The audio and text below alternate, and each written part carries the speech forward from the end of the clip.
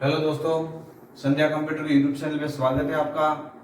हमने पिछले वीडियो में माइक्रोसॉफ्ट वर्ड 2010 को पढ़ा था, लेकिन माइक्रोसॉफ्ट वर्ड 2010 मतलब इसके हम आधे घंटे या फिर 20-25 मिनट में पूरा नहीं समझा सकते, इसलिए मैं उसी माइक्रोसॉफ्ट वर्ड 2010 के बारे में जो अगला वाला टैब होता है होम टैब के अंदर, तो होम टैब के अंदर से जो मुख्य ऑप्शंस होते हैं, जो इंपॉर्टेंट ऑप्शंस होते हैं, उनका क्वेश्चन एग्जाम में ज्यादा बनता है।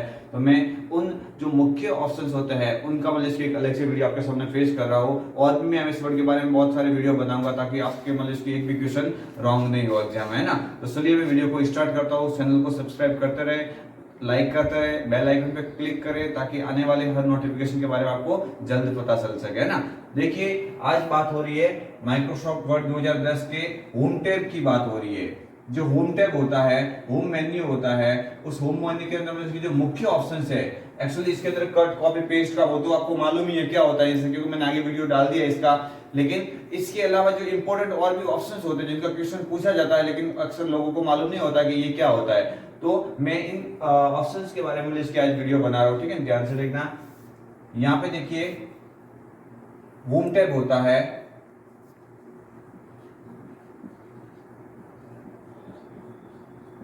होम टैब होता है। होम टैब के अंदर अलग अलग ऑप्शन है, देखो, जिसमें मैं पहला ऑप्शन, एक्चुअली ऑप्शन तो बहुत सारे, मैं आपको डायरेक्टली वही ऑप्शन यहाँ पे शो करवा जो एग्जाम पूछे जाते हैं। मैं यहाँ पे एक बात कर रहा हूं, फॉर्मेट पेंटर।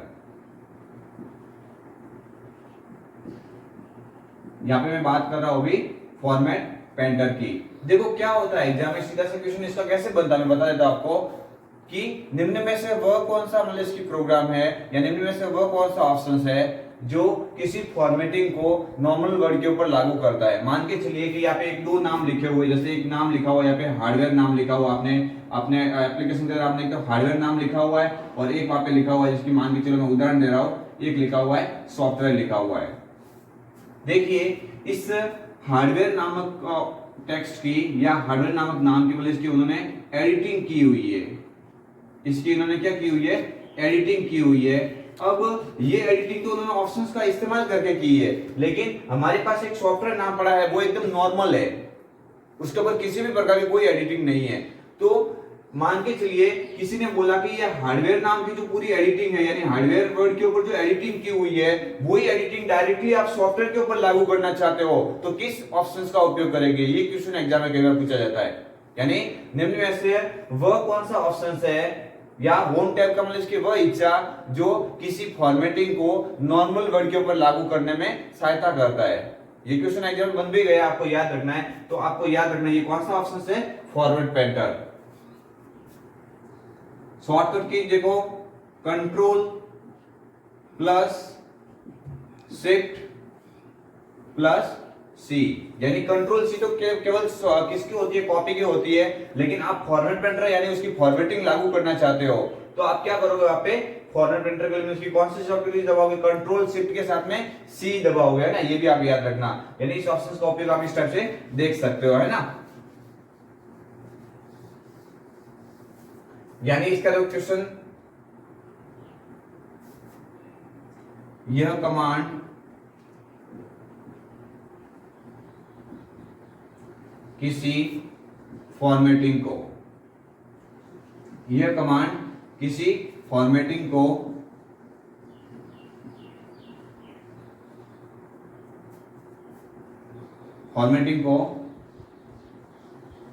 अन्य वर्ड के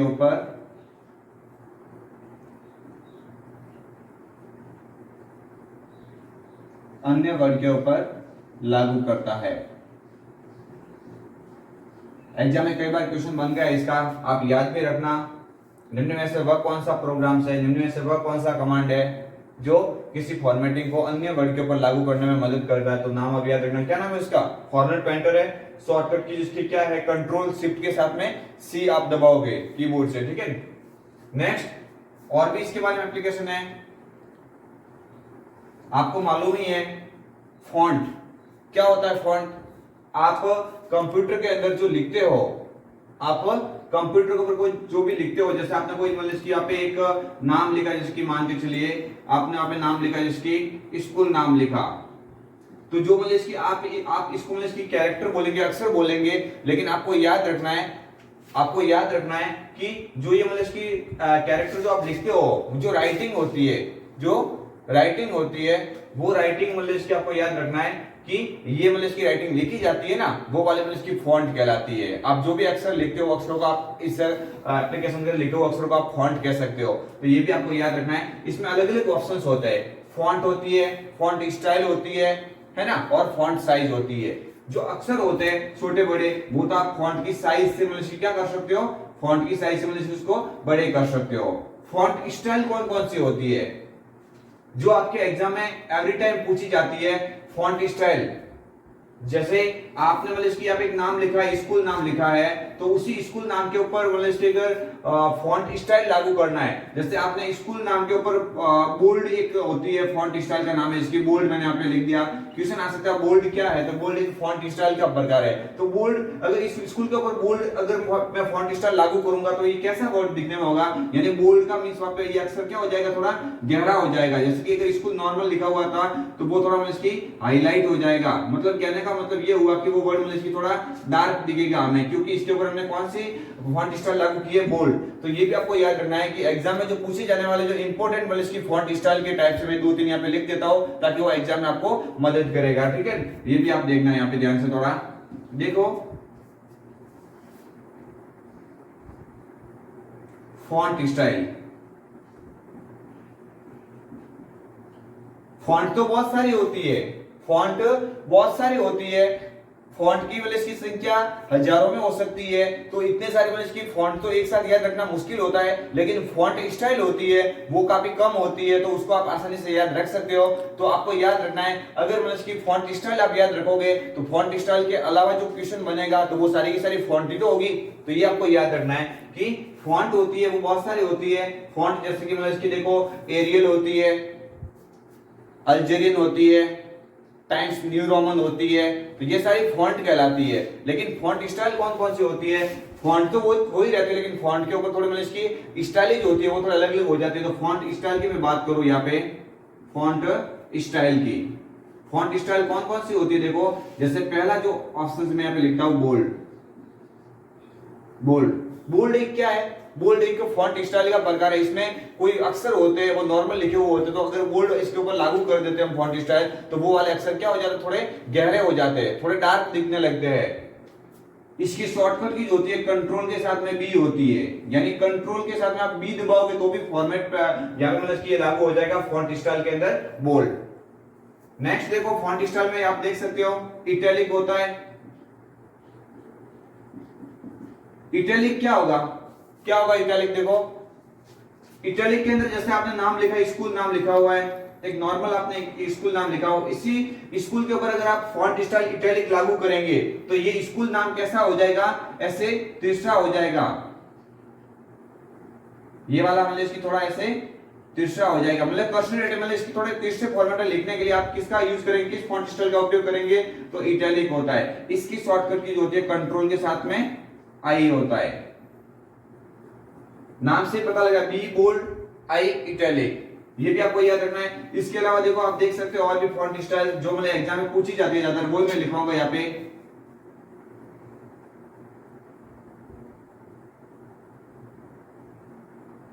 देखिए यहाँ पे याद रखना आपको, अंडरलाइन,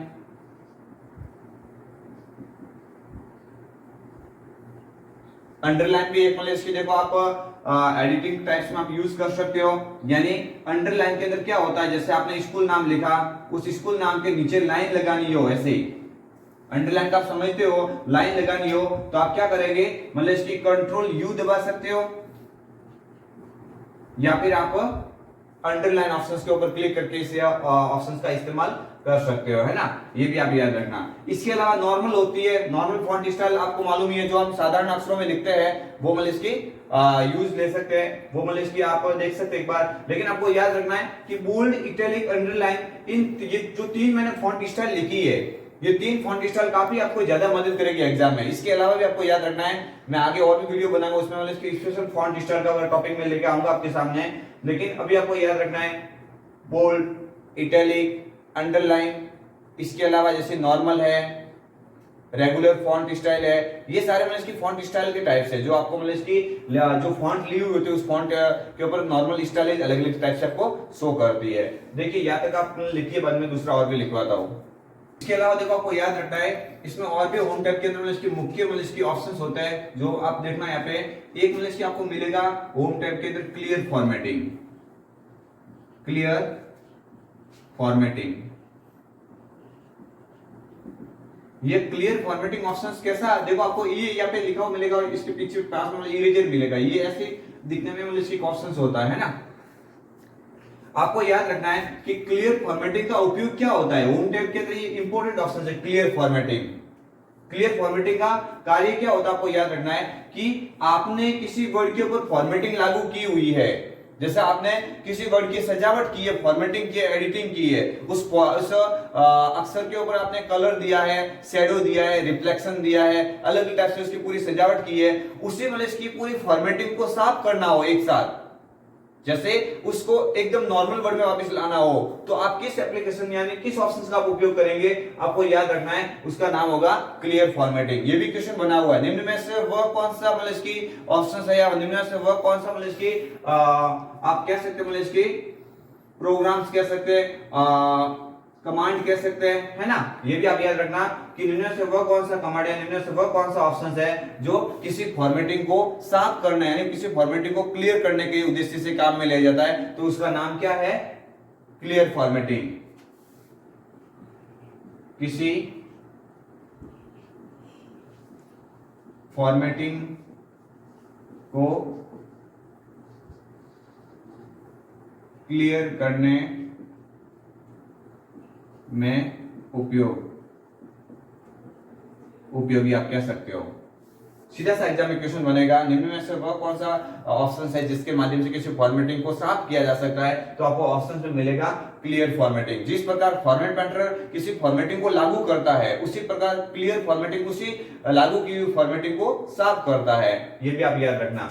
अब इसके अलावा इसमें और भी ऑप्शन मिलेगा आपको, स्ट्राइक थ्रू।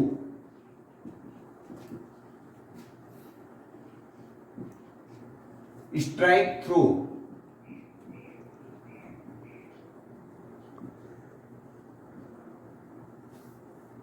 स्ट्राइक थ्रू क्या होता है स्ट्राइक थ्रू? देखिए आप तो मतलब जिस प्रकार से आपने कोई जैसे नाम लिखा, स्कूल नाम लिखा हुआ, मैं आपको ऑप्शन समझा भी रहा हूं, थोड़ा ध्यान से देखना, समझ नहीं आता कमेंट में इसकी आप टाइप कर लिख सकते हो और भी आपको इसकी हेल्प मिल जाएगी। देखो ये स्कूल नाम है, इस स्कूल के नीचे जिस प्रकार आप अंडरलाइन से इसके नीचे की और लाइन देते हो, ये भी क्वेश्चन बना, मैं इसका समझा रहा हूं किस प्रकार से बनता है ये क्वेश्चन।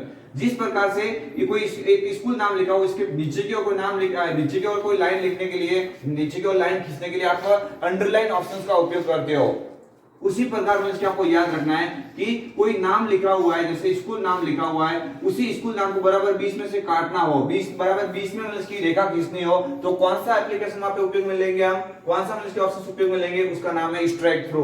कैसे ये ऑप्शन आपको कैसे लिखने में मिलेगा, देखो वहां पे इसकी ए बी सी दिया हुआ है और बराबर 20 में से रेखा खींची हुई है, इस टाइप की एप्लीकेशन आपको दिखाई देगी होम टैब के अंदर। तो आपको याद रखना है, मैं यहां पे लिख देता हूं, किसी वर्ड को 20 में से काटना,